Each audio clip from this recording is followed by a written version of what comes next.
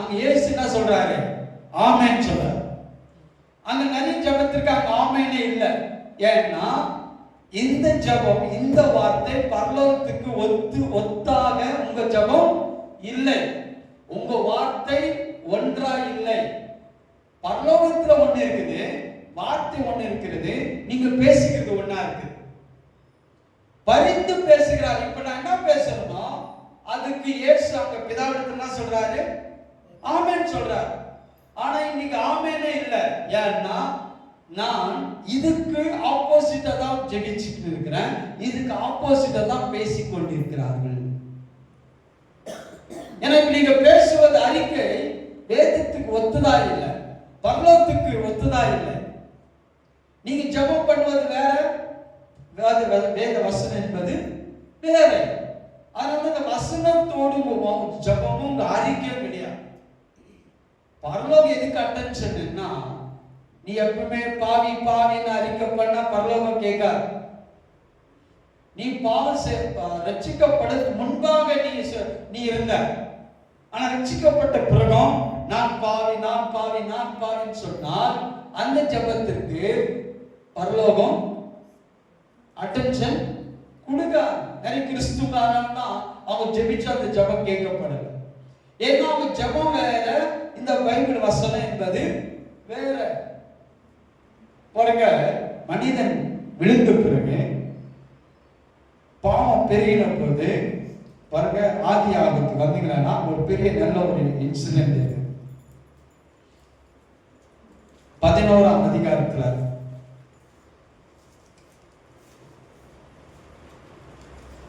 ஆதி ஆகும் 11 Genesis chapter 11 பூமி எங்கும் verse 1 பூமி எங்கும் ஒரே பாஷையும் ஒரே விதமான பேச்சு, ஒரே பாஷை ஒரே விதமான பேச்சு இருந்தது. அப்போ பாவம் செய்த பிறகு மனு குலத்திற்கு எல்லாரும் பூமியில் இருக்கிற ஜனங்களா பெருகிட்டார்கள். ஜனங்கள் பெருகி பெருகி ஜனங்கள் பெருகி இருக்கும் போது அப்பொழுது அங்க என்ன இருந்தது? ஒரே விதமான ஒரே பாஷ்யம் ஒரே விதமான பேச்சு. இங்கிலீஷ் நான் வருது அந்த verse 1. And the whole earth was of one language and of one speech. One speech. பாருங்க, இந்த தமிழ்ல நல்லா தான் வந்திருக்கு. ஒரே விதமான பேச்சு. இந்த ஒரே விதமான ஒரே விதமான பேச்சு இருக்கும்போது அவங்களால என்ன வேணாலும் செய்ய முடியும். அவங்க என்ன எப்படியாப்பட்ட காரியம் செய்யறாங்கன்னா, இப்ப ஜனங்கள்லாம் பெருகி இருந்த போது 4 வசனம் verse 4 verse 4 பின்னும் அவர்கள் நாம் பூமியின் மீதெங்கும் சிதறி போகாத படிக்கு நமக்கு ஒரு நகரத்தையும் வானத்தளவும் சிகரமுள்ள ஒரு கோபுரத்தை கட்டி நமக்கு பேர் உண்டு பண்ணுவோம் வாருங்கள் என்று. இப்போ ஒரு பவர்ஃபுல் பூமி எங்க என்ன இருந்தது? ஒரே விதமான பேச்சு, ஒரே விதமான பேச்சு. இந்த ஒரே விதமான பேச்சு பேசினா எவ்வளவு பவர்ஃபுல் இந்த அதிகாரத்தில் இருக்கு. இந்த ஒரே விதமான பேச்சியா நீங்க இருந்தீங்கன்னா உங்களால எந்த அளவுக்கு எந்த எதனாலும் செய்ய முடியும். அப்ப ஆதியில ஆரம்பத்துல ஜனங்களுக்குள்ள ஒரே விதமான பேச்சு, ஒன் கைண்ட் ஆஃப் ஸ்பீச். மாத்தி மாத்தி பேசல. ஏன்னா உங்களுக்கு மாத்தி பேச லாங்குவேஜ் தெரியாது. ஒரே லாங்குவேஜ், அது ஒரே விதமான பேச்சு. அது ரொம்ப பவர்ஃபுல். சொல்றாங்க, வானத்தின் அளவு நாம் பூமி எங்க சிதறி போகாதபடிக்கு நமக்கு ஒரு நகரத்தை கட்டுவோம். எந்த அளவுக்கு? வானத்தின் அளவுக்கு. சொல்றாங்க, வானத்தளவு சிகரம் ஒரு கோபுரத்தை கட்டி நமக்கு பேர் உண்டாக பண்ணுவோம் வாருங்கள். பாருங்க, இப்போ மனுஷன் பூமி எங்க சிதறி போகணும், ஆனா என்ன பண்றான்? இங்க போக கூடாதுன்னு அங்கே இருந்து ஒரு விதமான பேச்சில எல்லாரும் யூனிட்டியா இருக்கிறாங்க, எல்லாரும் ஒற்றுமையா இருக்கிறாங்க, எல்லாம் ஒன்றா இருக்கிறாங்க. ஏன் ஒன்றா இருக்கிறார்கள்? ஒரே விதமான பேச்சு. எல்லாரும் ஒண்ணுதான் பேசுறாங்க, மாத்தி மாத்தி பேசல. ஏன்னா மாத்தி மாத்தி பேசாமலுக்கு தெரியாது. ஒரே லாங்குவேஜ் தான். அந்த ஒரே லாங்குவேஜ்ல ஒன்று அவன் இருக்கிற அத்தனை லட்ச ஜனங்களும் ஒரே விதமா பேசுறார்கள். அந்த ஒரு விதமான பேச்சு எவ்வளவு பவர்ஃபுல் பாருங்க. இது சாதாரணமான கிடையாது. அப்ப அந்த ஒரு விதமான பேச்சினால அவங்க நமக்கு ஒரு நகரத்தையும் நமக்கு ஒரு கோபுரத்தை கட்டி எழுப்போம் வாருங்கள் வந்து கட்ட ஆரம்பிக்கிறாங்க. பாருங்க, மனுபுத்திரை கட்டுகிறதை, நகரத்தை, கோபுரத்தை பார்க்கிறது கர்த்தர் இறங்கினார். பவர்ஃபுல்லா இருக்கு. அப்போது கர்த்தர், இதோ ஜனங்கள் ஒரே கூட்டமாய் இருக்கிறார்கள், அவர்கள் அனைவருக்கும் ஒரே பாஷா இருக்கிறது, அவர்கள் இதை செய்ய தொடங்கினார்கள். இப்போது தாங்கள் செய்ய நினைத்தது ஒன்றும் தடைப்பட மாட்டாது. ஏன்னா நீங்க ஒரு விதமான பேச்சு பேசும்போது அதை தடுத்து நிறுத்த யாராலும் முடியாது. கடவுளே சொல்றாரு, என்னால கூட தடுத்து நிறுத்த முடியும். கடவுளை பார்க்கிறார் பாருங்க. இது கொஞ்சம் புரியாது, ஆனா கொஞ்சம் கவனமா பாருங்க. இப்போ ஒரே விதமான பேச்சு இருக்குது. நீங்க ஒரே விதமான பேச ஆரம்பிச்சீங்கன்னா அந்த யூனிட்டி அது ரொம்ப பவர்ஃபுல்லா இருக்கும். சொல்றாங்க, இப்போ அவர்கள் செய்ய நினைத்தது தடைப்பட மாட்டார்கள். அவர்கள் நினைத்தார்கள், அவர்கள் பேசுகிறார்கள், ஒரே விதமான பேச்சு. ஒரே எல்லா ஜனங்களும் ஒரு விதமா தான் பேசுறாங்க. இப்ப கடவுள் சொல்றாரு, இப்ப எங்களை தடுத்து நிறுத்த முடியாது. இப்ப ஏன் முடியாதுன்னா எல்லா ஜனங்களும் மாத்தி மாத்தி பேசல, எல்லாரும் ஒண்ணுதான் பேசுறாங்க. அவிசுவாசம் டபுள் அவிசுவாசத்துக்கு அன்பில் சொல்லுவாங்கல்ல, அந்த அவிசுவாசம் என்பது டபுள். நீங்க மாத்தி மாத்தி பேசுறீங்கன்னா நீங்க யாரா இருக்கீங்க? அவிசுவாசம். ஜெபிக்கும் போது ஒண்ணு நல்லா ஜெபிப்பாங்க, ஜெபம் பண்ண பிறகு வேற ஒண்ணு பேசுவாங்க. அதுதான் அவிசுவாசம். அப்ப டபுள் மைண்ட். ஜெபம் பண்ணும்போது ஆண்டவரே நீர் இது செய், எல்லாம் வல்லவர், நல்லவர், இல்லவர் எல்லாம் பேசுவாங்க விசுவாசிங்க. ஜெபித்துட்டு பிறகு அப்புறம் காலையில இருந்து நைட் வரையும் இன்னொன்னு பேசுவாங்க. அதுதான் டபுள். அந்த டபுள் வந்தா ஒண்ணும் நடக்காது. அவிசுவாசம் எதுவுமே பெற முடியாது, பெற்றுக்கொள்ளவே முடியாது. அப்ப இங்க ஜனங்கள் அவ்வளவு பெரிய கோபுரத்தை, வானத்தளவு, பரலோகத்தளவு, வான அளவு பெரிய ஒரு கோபுரத்தை கட்டி முடிக்கணும்னு நினைச்சிட்டாங்க, பேச ஆரம்பிச்சாங்க. அதனால இப்ப அவர் ஆண்டவர் சொல்றாரு, இவர்கள் செய்ய நினைத்தது தடைபட மாட்டார். ஏன்? இப்ப எல்லாருடைய வார்த்தையும் ஒன்றாக, அந்த ஒரே வார்த்தை இருக்குது பாருங்க. தமிழ் நல்லா இருக்குது, ஒரே விதமான பேச்சியா இருக்குது. அந்த ஒரே விதமான பேச்சுக்குள்ள சக்சஸும் வெற்றியும் ஜெயமும் கொண்டு மாத்தி மாத்தி பேசுனீங்கன்னா அது விசுவாச வார்த்தை கிடையாது.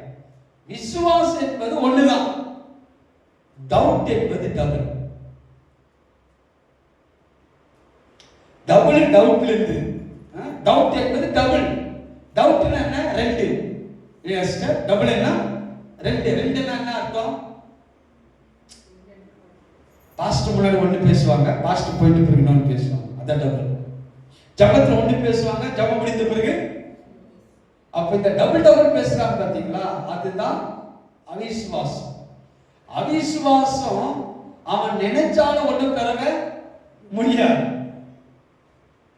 அப்ப நீங்க மாத்தி மாத்தி பேசுறீங்களா, கர்த்தரிடத்தில் எதுவும் பெறவே முடியாது. அப்போ ஆதியில ஜனங்கள் ஒரே விதமான பேச்சு இருந்தால இப்போ ஒரு பெரிய ப்ராஜெக்ட் பண்றாங்க, வானத்தின் அளவு கட்டுறாங்க. அந்த ப்ராஜெக்டை தடுத்து நிறுத்த கடவுள் சொல்றாரு, என்னால் கூட முடியாதுப்பா. அங்க சொல்ற பாத்தீங்களா, கர்த்தர் இதோ ஜனங்கள் ஒரே கூட்டமாய் இருக்கிறார்கள். இருக்கிறது.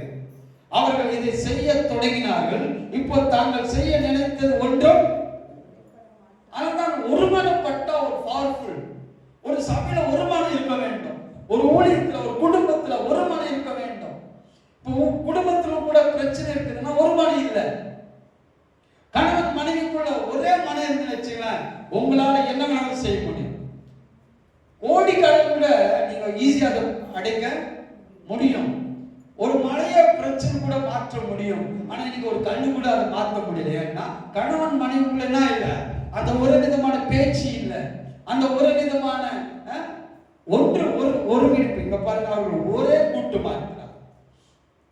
கடவுள் த பெஸ்ட் பார்ட்னர் யாருன்னா நீங்களும் உங்க மனைவி, கணவன் மனைவி தான். ரெண்டு பேரும் சேர்ந்தீங்கன்னா இந்த உலகத்துல என்ன வேணாலும் செய்ய முடியும். ஆமென். கணவன் மனைவி நீங்க சேர்ந்தா ஒரே கூட்டமா, ஒரு கூட்டமா நீங்க ரெண்டு பேரும் இணைந்தீங்கன்னா உங்களால உலகத்தில் செய்ய முடியாத காரியம் ஒன்றும் கிடையாது, எல்லாம் செய்ய முடியும். கடன் அது ஒரு பெரிய மேட்டரே கிடையாது. உலக பணக்காரராக மாற முடியும். கர்த்தர் அந்த அளவுக்கு ஆசீர்வதிப்பார். கர்த்தர் எதை பார்க்கிறார்னா அந்த ஒரு மனம், அந்த ஒரு யூனிட்டி, ஒன்றா அந்த ஒரு பார்க்கிறார். சொல்றாரு ஒரே கூட்டமா இருக்கிறார்கள். எந்த சபையில ஒரே கூட்டமா இருக்கலாம் அந்த சபை வளர்ந்துனே இருக்கும். எந்த சபையில ஒரே கூட்டமாய் ஒரு கூட்டமா இருக்கிறார்களோ அவர்கள் ஆசீர்வதிக்கப்படுவார்கள்.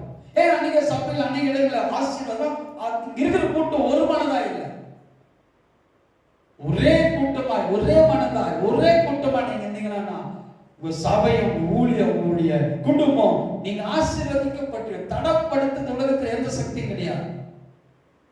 ஆதி அப்படிதான் விழுந்து போன ஜனத்திற்கு அப்படி நடந்திருக்கு. பாவம் செஞ்சு விழுந்து போனா இப்ப விழுந்து போன கூட்டம் ஜனங்கள் பெருகிட்டார்கள். இப்ப அந்த ஜனங்களுக்குள்ள ஒரே விதமான பேச்சு இருந்தது. ஏன்னா வேற லாங்குவேஜ் பேச அவனுக்கு தெரியல. இப்ப ஒரே பேச்சா இருக்கிறான். நான் பெருசா ஒரு கட்ட போறேன், அவ்வளவுதான். எல்லாரும் சொல்றாங்க ஒரு பெரிய கோபுரத்தை கட்டலாம். எல்லா சகோதரிகள் தாய்மார்கள் பிள்ளைகள் எல்லாம் சொல்றாங்க நாம் ஒரு நகரத்தை கட்டலாம். இப்போ கொஞ்சம் பேர் நாம ஒரு நகரத்தை கட்டலாம்னு சொல்லலாம். இன்னொருத்தர் என்ன சொல்லுவான், நம்மளால கட்ட முடியாது, நமக்கு அது இல்லை இது இல்லை, நமக்கு அப்படி செய்ய முடியாது அப்படின்னு சொல்ற பேச்சு அங்க இல்லை. ஏன்னா அவனுக்கு தெரியாது. அதனால கர்த்தர் சொல்றாரு ஒரு விதமான பேச்சு இருக்கிறபடினா இப்போ அவர்கள் செய்ய நினைத்தது தடை பண்ண முடியாது, கடவுளை தடுத்து நிறுத்த முடியாதுன்னு சொல்றார். இப்ப கர்த்தர் அந்த கோபுரத்தை தடுத்து நிறுத்தல. ஏன்னா இப்ப அது தடுத்து நிறுத்த அவரால முடியாது. ஏன்னா அந்த ஒன்னஸ் ஒரே பேச்சா இருந்தா, அந்த ஒரே பேச்சா இருக்கும்போது அது பவர்ஃபுல்லா இருக்கும். ஒரு மனம் இருக்கும்போது அங்க அதான் இரண்டு பேர் கூடும்போதெல்லாம் இயேசு அங்க வருகிறாங்க. ரெண்டு பேர் இணைந்தாலே ஒரு பெரிய பவர்ஃபுல். அடுத்த வசனம் சொல்லுது, நாம் இறங்கி போய் ஒருவர் பேசுவதை மற்றொருவர் அறியாதபடிக்கு அங்கு அவர்களுக்கு பாஷை தாறுமாறாக்குவோம் என்றார். இப்போ அந்த கோபுரத்தை கட்டுவது கர்த்தர் தடை பண்ணல. இப்ப அந்த ப்ராஜெக்டை தடை பண்ண முடியாது. ஆனா அதை தடுத்து நிறுத்தணும்னா இப்ப அவன் என்ன பண்ணணும்னா சொல்றாங்க, நாம் இறங்கி போய் ஒருவர் பேசுகிறதை மற்றவருக்கு அறியாதபடிக்கு அங்கே பாஷையை தாறுமாறு. இப்ப என்ன சொல்றாருன்னா இப்போ கன்ஃபியூஷன் என்ன பண்ணணும்னா ஒண்ணு கிடையாது. இப்ப அவன் பேசுகிறத மாத்தி விட்டுடணும், அவன் பேசுகிறத தாறுமாறு ஆக்கணும். இப்ப அவன் பேசுறத மாத்தி மாத்தி பேசினா இதுதான் கர்த்தர் செஞ்சான். அடுத்து சொல்றது, அப்படியே கர்த்தர் அவர்களிடத்தில் இருந்து பூமியின் மிதகம் சிதறி போக பண்ணினார். அப்போது நகரம் கட்டுவதை விட்டுவிட்டார்கள். இப்ப இவ்வளவு பெரிய காரியம் நடக்காம போவதுக்கு தேவன் அந்த ப்ராஜெக்ட் அந்த கோபுரத்தை கட்ட தடை பண்ணல. இப்ப எதையும் மாற்றினால் அவர்கள் பேசினதை வார்த்தை என்ன செய்தாரு மாத்திட்டார். அதான் அவர்கள் அவரிடத்துல என்ன சொல்றாரு, பேசுகிறதை மற்றவருக்கு அறியாதபடிக்கு.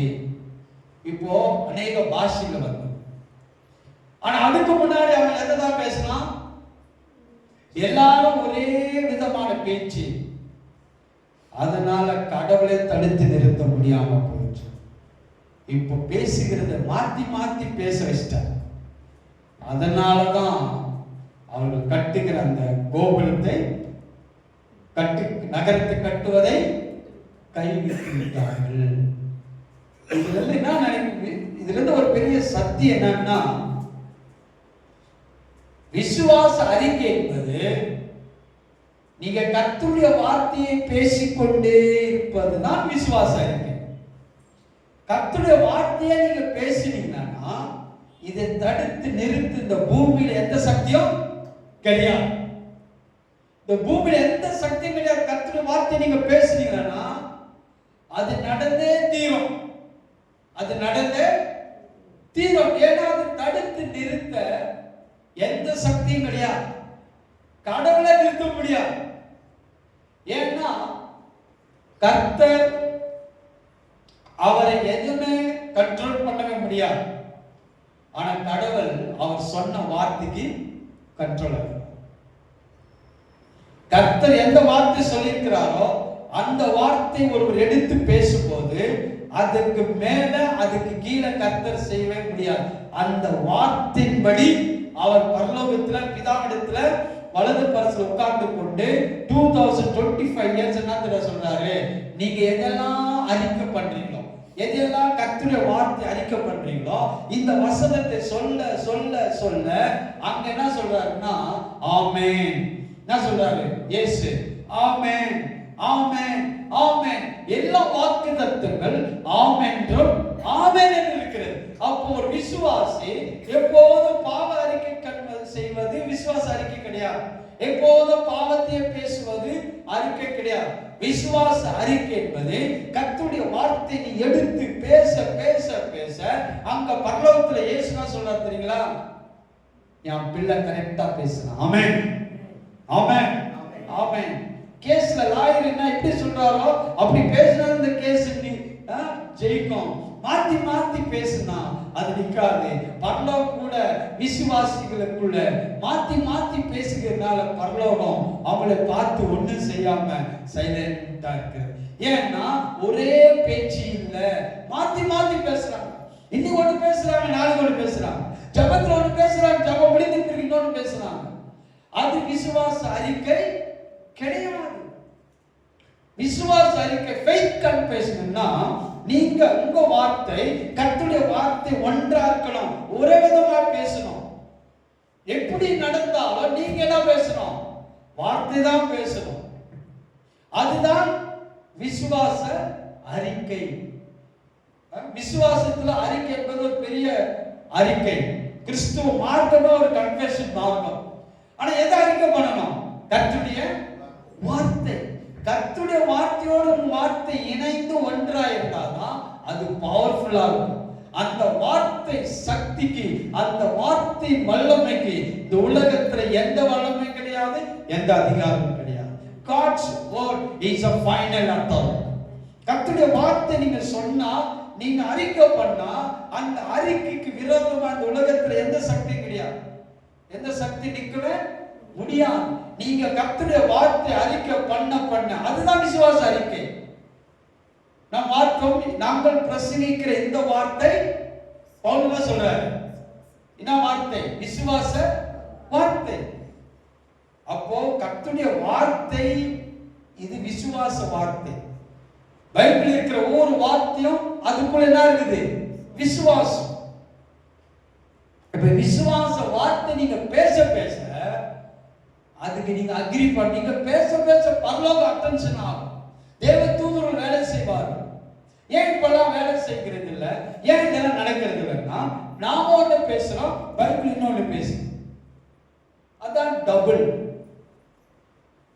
இருமனம் உள்ளவன் நிலையற்ற என்று பைபிள் சொல்லு. அப்போ டபுள்னா நீங்க மாத்தி மாத்தி, இப்போ அந்த பாபேல் கோபுரம் கட்டும் போது அவங்களுக்குள்ள மாத்தி மாத்தி பேசல. அந்த இருந்த உலகத்துல இருந்த எல்லா ஜனங்களும் ஒரே விதமான பேச்சு, ஒரே பேச்சு பேசுனீங்கன்னா அது ரொம்ப பவர்ஃபுல். அது தடுத்து நிறுத்தவே முடியாது. கிறிஸ்துவத்துல நாம கூட கர்த்தருடைய வார்த்தை, நீங்க விசுவாச வார்த்தையை பேசியிருந்தீங்கன்னா அந்த வார்த்தை தடுத்து நிறுத்த இந்த உலகத்துல எந்த சத்தியம் கிடையாது. அந்த நீங்க வசனம் பேச பேச வசனத்துக்குள்ள நீங்க வாழும் போது பிசாசு உடனே உங்களுக்குள்ள வருவான். ஏன்னா அவனுக்கு தெரியும் இந்த விசுவாச வார்த்தை உங்க இருத்துக்குள்ள போயிடுச்சுன்னா அது என்ன வேணாலும் கொண்டு வரும். அப்ப அந்த வசனத்தை கேட்ட உடனே யார் வந்துடுறான்? யார் வருது? சாத்தான் வரான், பிசாசு வரான். ஏன்னா அவனுக்கு தெரியும் இந்த வார்த்தை உள்ள போச்சுன்னா வாயில, அப்ப இருதயத்தில் நிறுவனால், அப்ப இருதயத்தில் எதுல நிரப்பணும்? விசுவாச வார்த்தையை நிரப்பணும். இங்க நிரப்பனால இங்க ஒண்ணு இருக்குது, இங்க ஒண்ணு பேசுது. ஆனால் இருமனம் உள்ளவன் நிலையற்றவன். இப்ப பாஷை மாத்திட்டார், பேசுறார், யாருக்கும் புரியல. அதனால என்ன ஆனார்கள்? ஜனங்கள் பூமி எங்கும் சிதறி போயிட்டான். இப்ப நம்முடைய வாழ்க்கையில ஏன் இருக்குது? எப்படி ஒரு வாழ்க்கை வாழணும்னா, நம்முடைய வாழ்க்கையில ஒரே விதமான பேச்சு அப்படின்னா விசுவாசம் இருந்தா அந்த விசுவாச வார்த்தைகளை பேசணும். உங்களுடைய கன்ஃபெஷன் என்ன? கர்த்தருடைய வார்த்தை பேசுவதுதான். ஆனாதான் தாவீது சொல்றார், விசுவாசித்தேன் ஆகையால் பேசினேன். அப்ப நீங்க பேசுவது விசுவாச வார்த்தை. அந்த விசுவாச கன்ஃபெஷன், ஃபெய்த் கன்ஃபெஷன் என்ன? கர்த்தருடைய வார்த்தையை பேசிக்கொண்டே இருப்பதுதான் விசுவாச அறிக்கை. விசுவாச அறிக்கை என்ன? ஃபெய்த் கன்ஃபெஷன் யாருக்கு நிறைய பேருக்கு தெரியல. ஃபெய்த் கன்ஃபெஷன் ஒண்ணு கிடையாது. கர்த்தர் என்ன சொல்லியிருக்கிறார் அதே நீ சொல்லணும். கர்த்தருடைய வசனம் என்ன சொல்லுது அதுதான் நீங்க சொல்லணும். கர்த்தருடைய வார்த்தை என்ன சொல்லுது அதுதான் நான் சொல்லணும். அந்த ஒரு பெரிய தேவதாஸ் சொன்னார், உங்க வாழ்க்கையில டாக்டர் ரிப்போர்ட் ஒன்று சொல்லுது, கர்த்தருடைய வார்த்தை ஒன்று சொல்லுது. ரெண்டும் அது சொல்றது நடக்காது. இப்ப சட்டல நீ இருக்கிற ஒரு விசுவாசி, நீங்க என்ன சொல்றீங்க அதுதான் நடக்கும். டாக்டர் ரிப்போர்ட் சொன்னீங்கன்னா அதுதான் நடக்கும். கர்த்தருடைய வார்த்தை என்ன சொல்றீங்களோ அது. அப்ப நீங்க என்ன சொல்றீங்க அதுதான் நடக்கும். இங்க பைபிள்ல எழுதப்பட்டிருக்குது, உங்க கையில பைபிள் இருக்குது, அதனால நடக்கும் என்பது கிடையாது. இப்ப இந்த ரெண்டு ரிப்போர்ட்டுக்கும் ரெண்டு பேர் மத்தியில இப்ப உங்க வார்த்தை யாரோடு கூட ஒத்து போடும். உங்க விசுவாச வார்த்தை ரொம்ப இம்பார்ட்டன்ட். இந்த விசுவாச வார்த்தை நீங்க பேசும்போது இப்ப நீங்க ரிப்போர்ட் அதோட கூட சேர்த்து பேச போறீங்களா இல்ல கர்த்தருடைய வார்த்தையோட சேர்த்து பேச போறீங்களா? நீங்க எங்க கனெக்டட் ஆறீங்களோ, எங்க இதுல ஜாயின் பண்றீங்களோ அதுதான் நடக்கும். டாக்டர் சொன்னதை விசுவாசித்து சொல்ல ஆரம்பிச்சீங்கன்னா நடக்க ஆரம்பிக்கும்.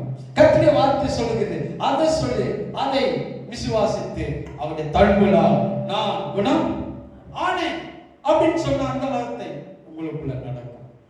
அதுதான் விசுவாச அறிக்கை, faith confession, faith and confession. விசுவாசம் அறிக்கை என்பது உங்க அறிக்கையில எது அறிக்கை முக்கியமா இருக்கணும்னா கர்த்தருடைய வார்த்தை.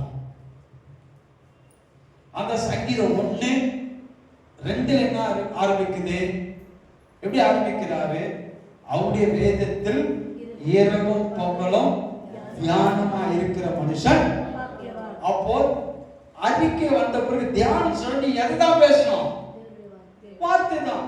சூழ்நிலை வேற மாதிரி பேசுது, சூழ்நிலை வேற மாதிரி காட்டுது, வாழ்க்கை வேற மாதிரி இருக்குது, குடும்பம் வேற மாதிரி இருக்குது, கணவன் வேற மாதிரி இருக்குது, மனைவி வேற, பிள்ளைகள் இதெல்லாம் வேற மாதிரி சூழ்நிலை. இப்ப இந்த சூழ்நிலையில இதுக்கு ஒத்த வார்த்தை என்ன பேசுதுன்னா கர்த்தருடைய வார்த்தை எடுத்து பேச வேண்டும். அதுதான் ஃபெய்த் கன்ஃபெஷன். விசுவாசமும் அறிக்கை அப்படின்னா உங்க அறிக்கை இல்ல, அவங்க சொன்னாங்க இவங்க சொன்னாங்க அதை சொல்ல, அந்த அறிக்கை கிடையாது. ஆனா ஜனங்க அந்த அதிகமா பேசுறாங்க, அந்த அறிக்கை கிடையாது. எந்த அறிக்கை? கர்த்தருடைய வார்த்தை. இப்போ பிதாவிடத்துல வலது பரிசுல இயேசு அமர்ந்து எதற்கு ஆமென் சொல்றாரு, எதற்கு எஸ் என்றார்னா உங்க சொந்த ஸ்டோரிக்கு கிடையாது, உங்க சோக கதைக்கு, உங்க கண்ணீருக்கு, உங்க புலம்பலுக்கு, உங்க அழுகைக்கு அவர் ஆமென் சொல்றது இல்ல. எப்போ ஒரு விசுவாசி கர்த்தருடைய வார்த்தை எடுத்து பேச அந்த வார்த்தை கன்ஃபஸ் பண்ணிக்கொண்டே இருக்கிறார்களோ அதுக்கு தான் பரலோகத்துல இயேசு ஆமென் சொல்றார். ஆமென், அதுக்கு தான் ஆமென் சொல்றார், வேற எதுவும் கிடையாது. அந்த விசுவாசமும் உங்களுடைய அறிக்கை, faith and confession.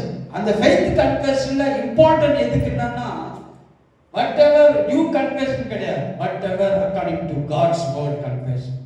நீங்க எதுக்கு ஒத்து போகணும்? கர்த்தருடைய வார்த்தைக்கு. இந்த வார்த்தையும் உங்க வார்த்தையும் ஒன்றா இருக்கணும்.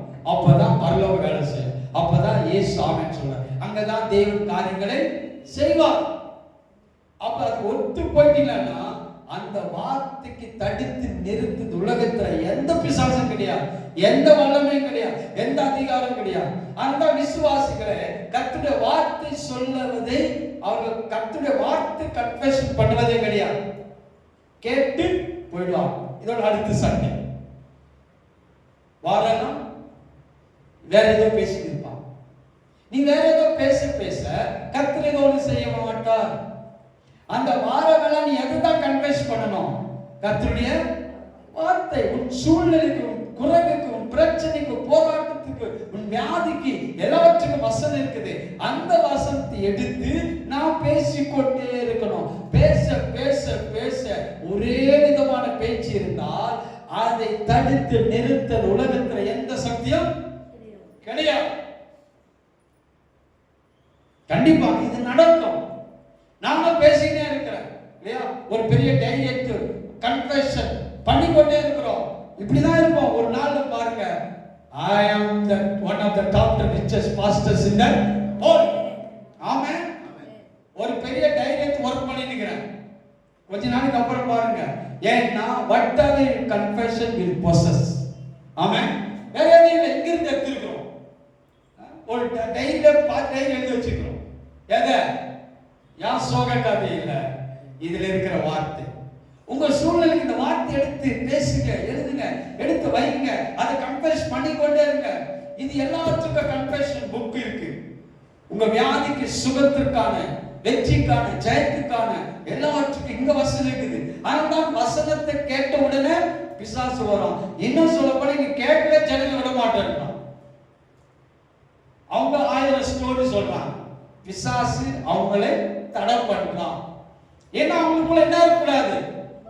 உங்களுக்குள்ள வசனம் ஒண்ணு இல்லைன்னா நீங்க 1000 வருஷம் கிறிஸ்தவர்கள் இப்படிதான் இருப்பீங்க.